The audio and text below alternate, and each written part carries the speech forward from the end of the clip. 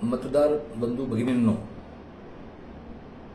लोकसभा औरंगाबाद लोकसभा मतदारसंघाचे इलेक्शन 13 मेला होत आहे। या निमित्ताने मी आपल्याशी हितगुज करू इच्छितो। तत्पूर्वी मी कोण आहे हे थोडक्यात मी आपल्याला सांगू इच्छितो। माझं नाव प्राध्यापक विष्णू देवराव गाडेकर, मूळचा मी राहणारा मारसावळीचा, तालुका फुलंब्री, जिल्हा औरंगाबाद। इयत्ता 4थी नंतर पूर्ण आयुष्यभर मी औरंगाबादेतच होतो प्राध्यापक म्हणून। मी अनेक उद्योग केलेले आहेत। मी मराठा महासंघाचा अध्यक्ष होतो, जिनिंग पश्चिम संघटनेचा अध्यक्ष होतो, ज्युनियर कॉलेज संघटनेचा 6 वर्ष अध्यक्ष होतो। अशा विविध अनुभव मला आहेत। पण मी एक ऑब्झर्व केलं, मला आई वडिलांनी शिकवल्यामुळं ही वेळ आलेली आहे। शिक्षण हा माणसाचा तिसरा डोळा आहे, तो माणूस शांत बसू देत नाही।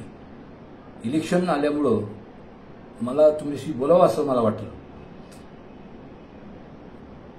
एक आठवतं मला, मी जेव्हा मराठा हायस्कूलला शिकायला होतो 8वीला, तेव्हा आमचा एक केंद्रीय नावाचे सर होते हिंदी शिकवणारे। त्यांनी वर्गात ऐसे दिला होता कि कुछ लोग जीने के लिए खाते हैं और कुछ लोग खाने के लिए जीते हैं।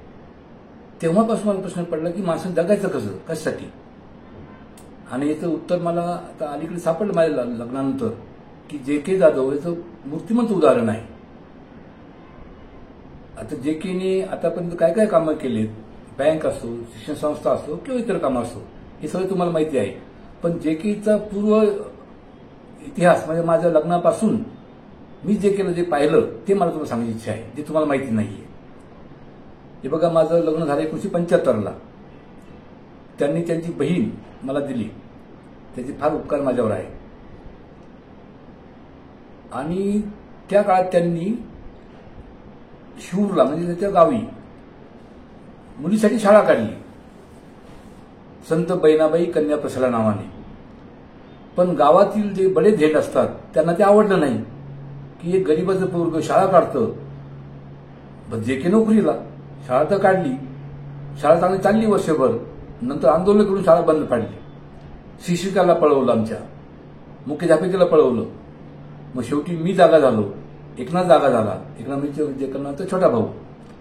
आणि आम्ही या गावात मिटिंग घेतली, 2-3 मिटिंग घेतल्या, आंदोलन तयार केलं आणि शिवूर परिसर विकास समिती स्थापन केली आणि ती शाळा मी परत सुरू केली। आज वर्ष झालेल्या संस्थेचं त्या आज 30-40 शाळा आहेत, 10-15 कॉलेज स्थापन झाले। म्हणजे ही जे केलं हे हाल जे केलं सहन करावे लागले, कारण नोकरी असल्यामुळे जे की शांत बसू शकत नव्हते, नोकरी टिकली पाहिजे, सामाजिक कार्याची आवड आहे। त्याच काळामध्ये त्यांनी बँक काढली।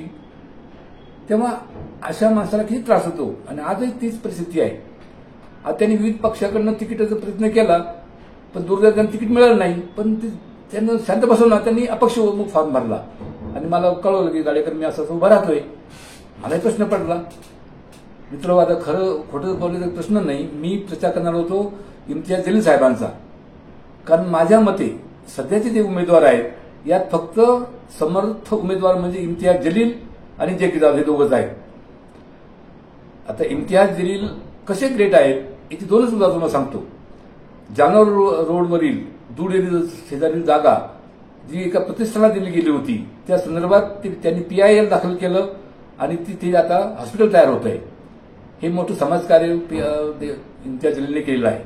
दुसरं लोकविकास नाही, आदर्श महिला नागरी सहकारी बँकेच्या नावाने अंबादास मानकापेने अनेक लोकांचा छळ केला, अनेकांचं शोषण केलं।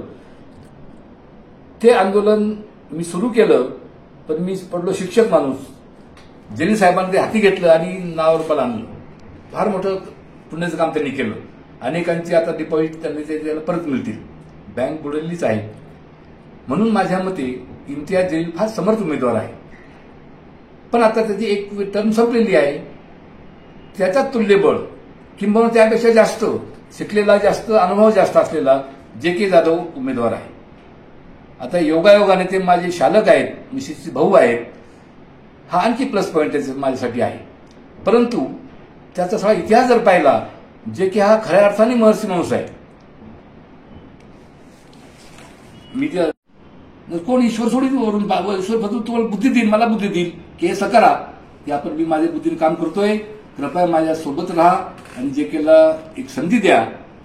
नक्कीच असं सोनं करते असं मला वाटतं. धन्यवाद.